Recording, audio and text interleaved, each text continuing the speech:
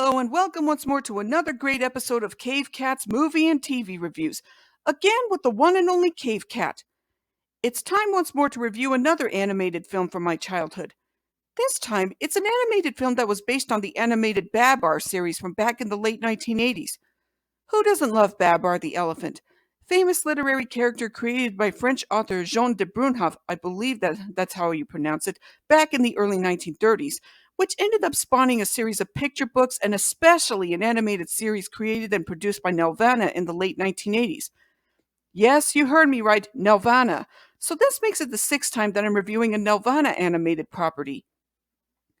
I'm sure that we all know the story of Babar, a young elephant whose mother was killed by a hunter, which leads to him running away to the big city where he befriends a kindly old lady who helps him come to terms with his mother's death, while also giving him new resolve to try and make life better for the other elephants, and to a lesser extent the other animals in the jungle. Especially since Babar ends up becoming king of the elephants after the death of the previous king as a result of eating a poisonous mushroom. But you all know the rest of the story by now. I mentioned before that I'm reviewing a movie based on the Babar animated series, which would be Babar the Movie. To start things off, Babar the Movie was released in 1989, both in Canada and in the United States, and for the latter, it was actually distributed by New Line Cinema, making it the first animated film to be distributed by that company. Without giving away too many spoilers, the plot of the film goes thusly.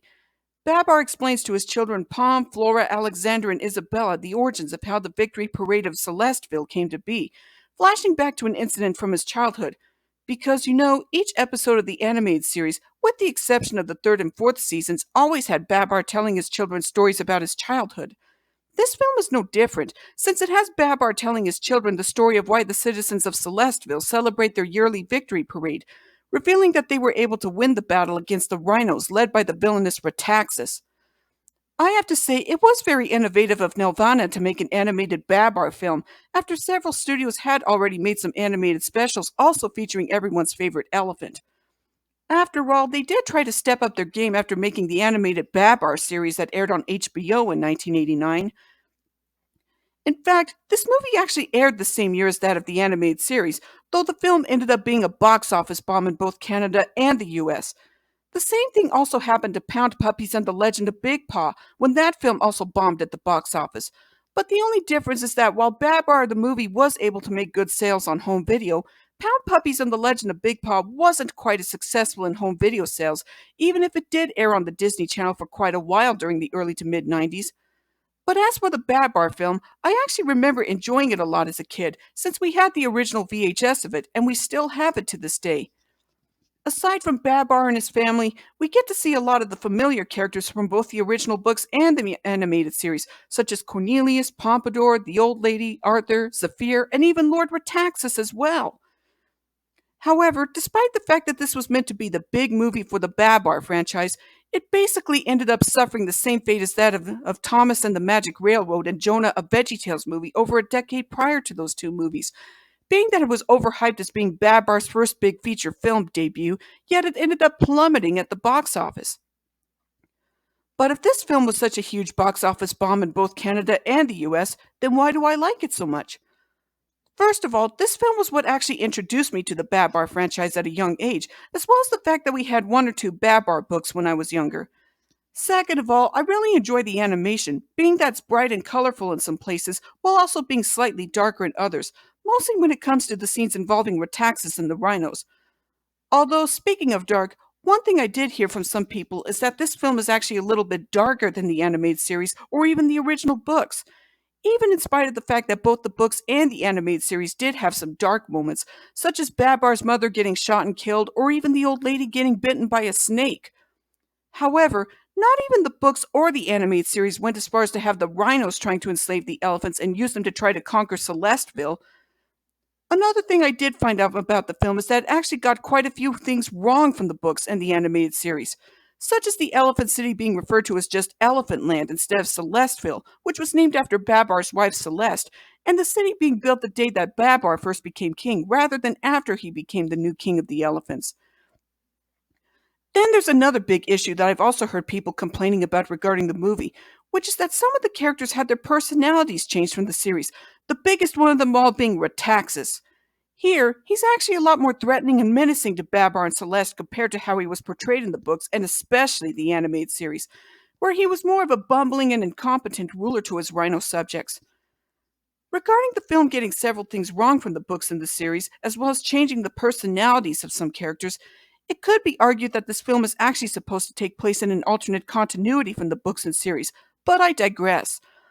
This is another issue that this film shares with Pound Puppies and The Legend of Big Paw, with that film also using characters that did not appear in the Hanna-Barbera series, while still using some of the characters that did appear in the series.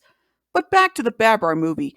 I did like it as a kid, but looking back at it after hearing about the continuity flaws, I do agree that the movie could have done better, like maybe keeping true to the continuity of the books and the series. In fact, speaking of continuity, I mentioned before my Adventures from the Book of Virtues review that the third season of that show absolutely derailed quite a number of things from the first two seasons, that it has next to no consistency with the show. In fact, I'm actually planning a video for Adventures from the Book of Virtues in celebration of the show's 30th anniversary next year. However, unlike with Adventures from the Book of Virtues Season 3, at least I can excuse Babar the movie for its continuity flaws and errors, probably because of the fact that I grew up watching the film a lot. Sometimes you watch a film so many times throughout your life that you don't really think about the flaws or inconsistencies that can be found throughout until you're older. Yes, the film does contradict quite a number of things from the original books and series. Yes, it did try too hard to raise the stakes while telling a compelling story. And yes, it did get a little dark at times because of the whole plot with the rhinos trying to enslave the elephants. But even in spite of this, that shouldn't let that keep me from trying to enjoy the movie as a whole. Though another part of me does feel that the movie could have been done better. It's because of this that I will give Babar the movie 8.5 stars.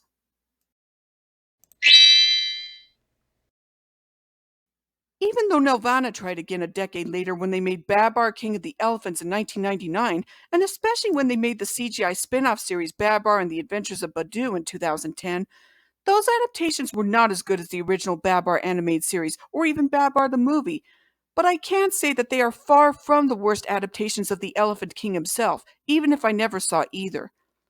And there's also the news regarding Nelvana temporarily stopping production on future projects, thanks to their parent company Chorus Entertainment wanting to focus on maintaining better performing properties. Who knows how long it's going to be until Nelvana and Chorus are able to get back on their feet again. At least we could still give them great regard for giving us a lot of great shows, including Babar, and I'm positive that a lot of new Babar fans can enjoy any animated iteration of Babar, whether it's the 1989 series, this film, or even Babar King of the Elephants or Babar and the Adventures of Badu. It all depends on what your preference is, if you like the older or newer iterations. Well, that's a wrap for this episode of Cave Cats movie and TV reviews.